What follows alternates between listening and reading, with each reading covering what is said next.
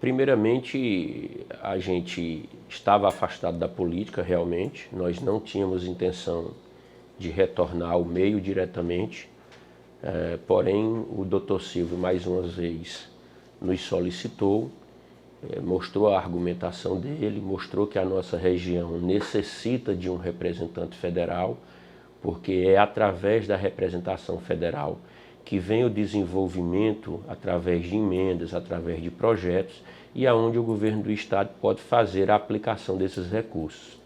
E ele deixou claro que, eleito sendo, ele precisaria de pessoas que tivessem a confiança dele para que a gente pudesse fazer parceria e esses recursos viessem e fossem aplicados. Ou seja, fossem recursos que literalmente revertessem em benefício para a população do Piauí.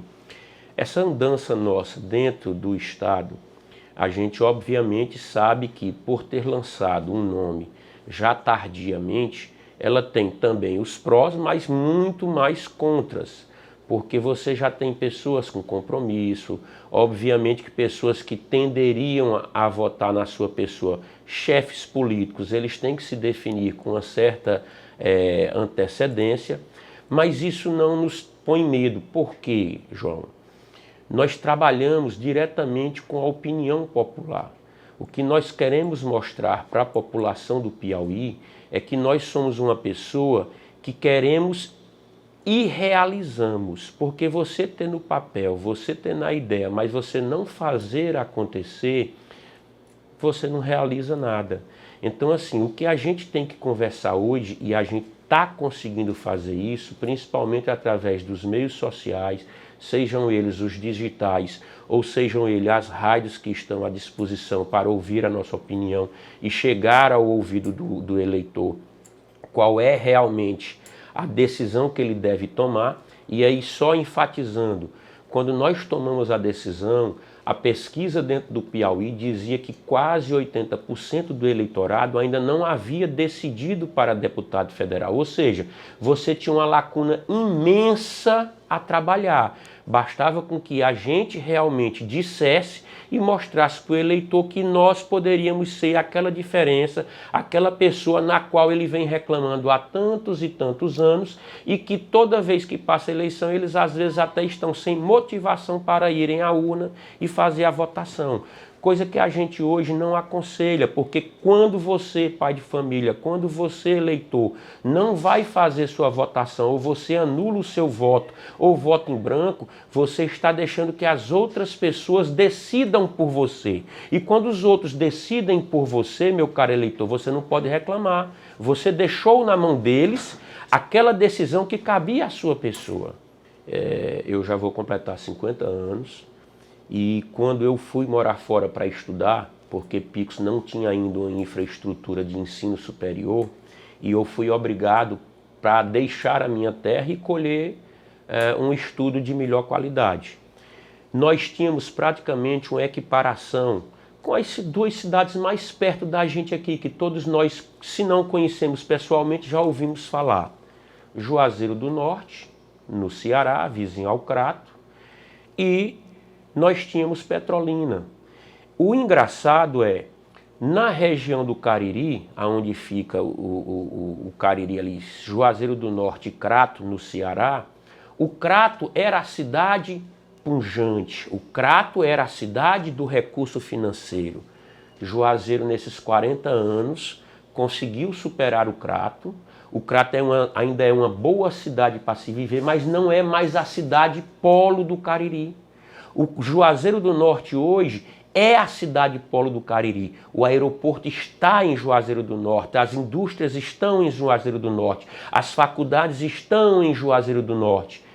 Quando você vai aqui para o Vale do São Francisco, na Petrolina, você tem um exemplo muito parecido.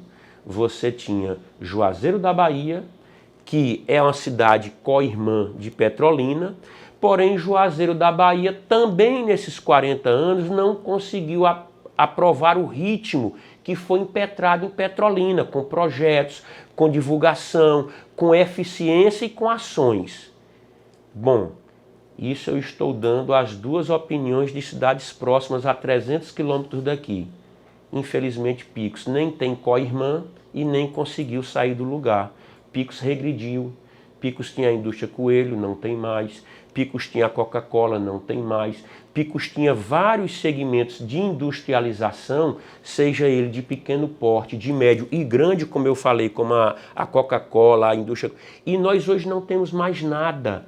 E o pior que eu vejo é que o comércio está ficando sufocado já há um bom tempo. O comércio já não consegue mais dar demanda aos empregos que são necessários. O comércio não consegue mais fazer com que a população jovem que está indo para o mercado, ele possa ter a esperança de ter uma vida e uma garantia para a sua família que vai entrar financeiramente falando. Resultado, essas duas regiões mudaram de cidade, mas continuaram crescendo. Juazeiro do Petrolina hoje tem voos internacionais, onde a mercadoria sai 2 vezes por semana um cargueiro cheio. A renda per capita de Petrolina hoje é um estouro.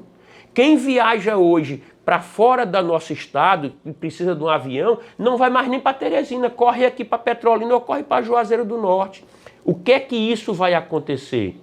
Nós estamos entrando em decadência. Essa é a realidade do Piauí. Essa é a realidade por um todo. Nós temos aqui, João e Daniel, nós temos um porto seco, nós temos um potencial como o Pantanal, que ele vem sendo batido há quantos anos e não sai do papel.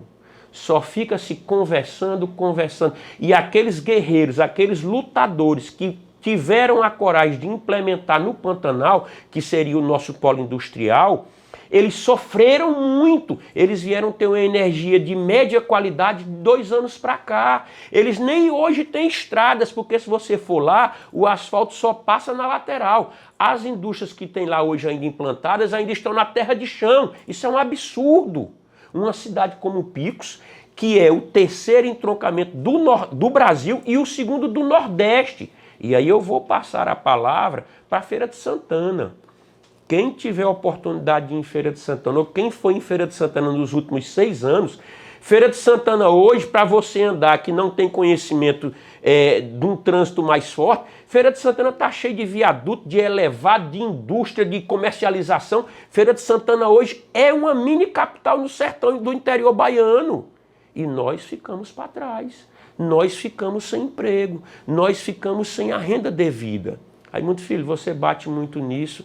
Em questão de emprego, é porque o benefício social, na minha concepção, ele é válido. Mas ele é uma muleta.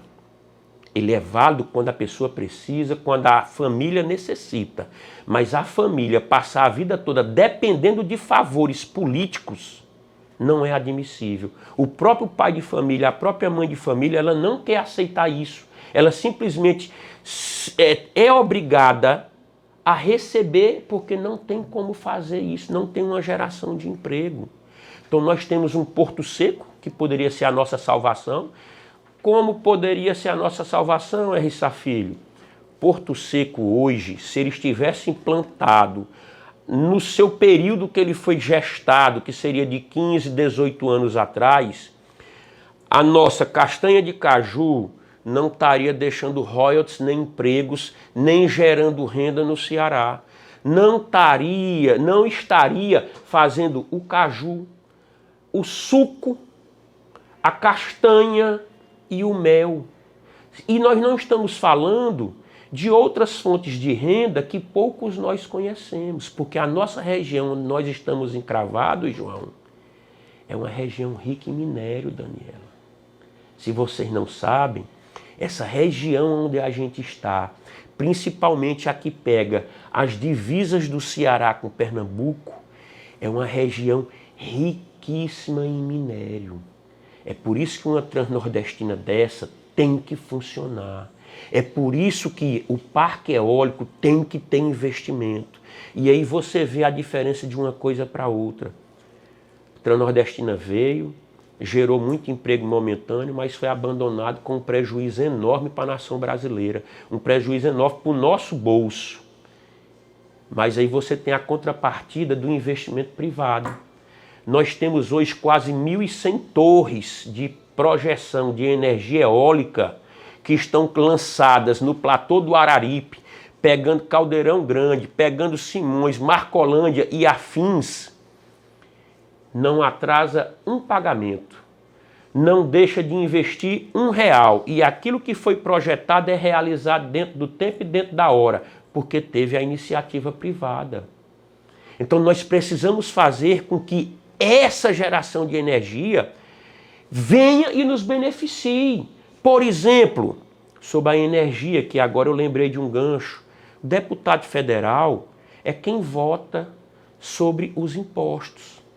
Deputado federal é quem diz como o dinheiro deve ser implementado naquelas ações onde ele tem o poder de demanda sobre a verba pública.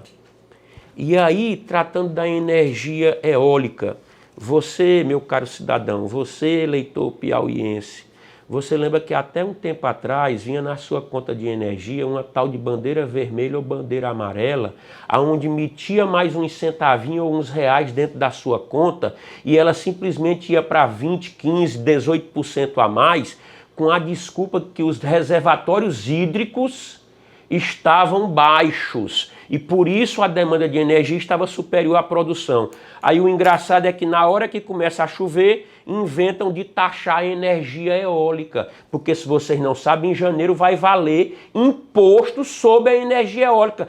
Olha a contradição dos nossos representantes hoje em dia, inclusive com votação do estado do Piauí. Essa votação foi feita por deputados do Piauí que aceitaram isso.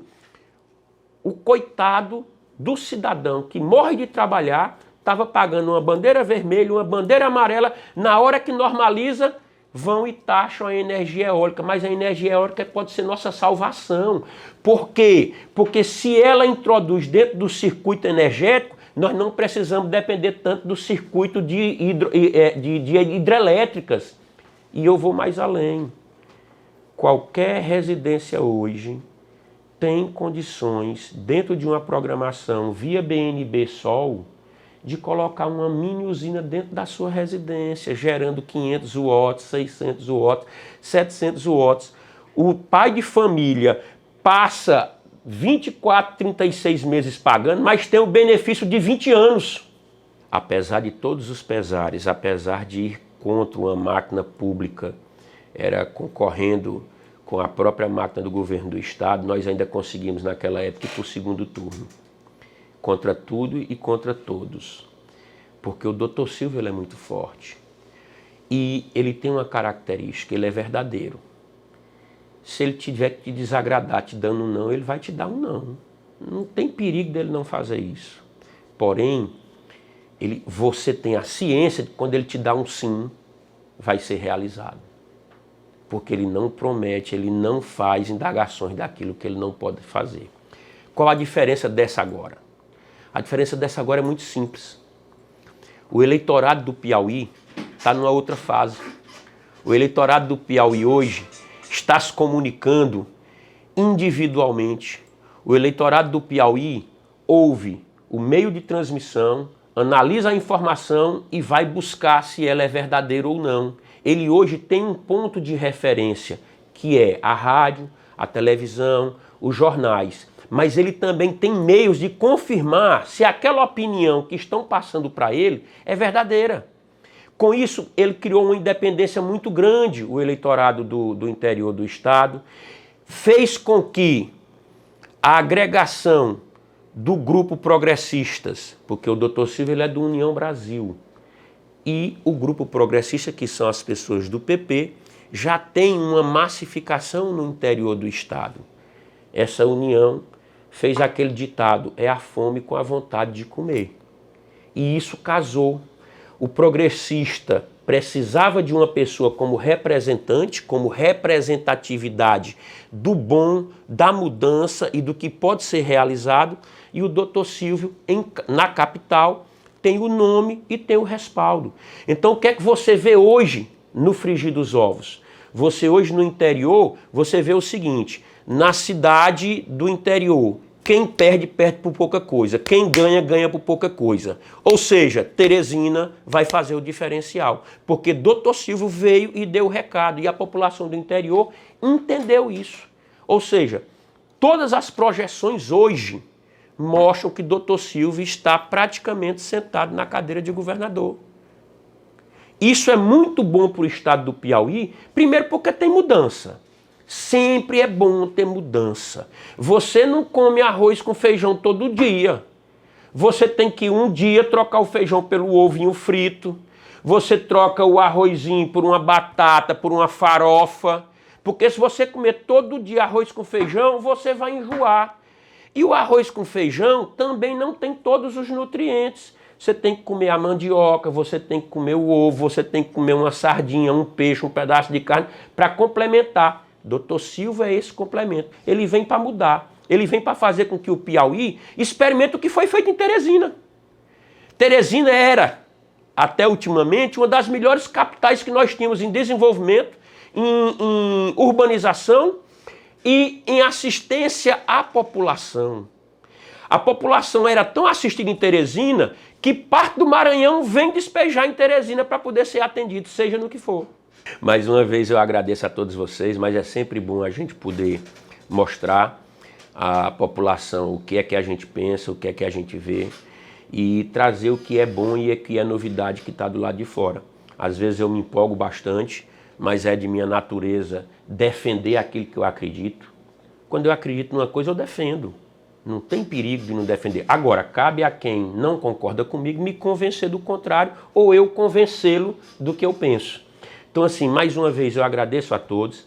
As pessoas que estão nos ouvindo, que queiram colher mais informações, podem entrar dentro das nossas redes sociais, @rsafilho, e lá você vai ter as opções de Instagram, você vai ter as opções de Facebook, com propostas, com dizeres, falando sobre a saúde, falando sobre a educação, falando sobre a segurança pública e principalmente falando sobre o desenvolvimento, que é o que eu sei, é o que eu acredito. É no desenvolvimento pessoal. A frase do Luiz Gonzaga que eu carrego desde quando eu era menino era: um cidadão honesto, com caráter, quando recebe uma esmola, ou lhe mata de vergonha ou vicia o cidadão. Eu prefiro que ele não morra de vergonha e nem fique viciado. Ele tem o seu trabalho digno para desenvolver a sua família e a cada nova geração a família possa crescer e possa subir na vida. Muito obrigado.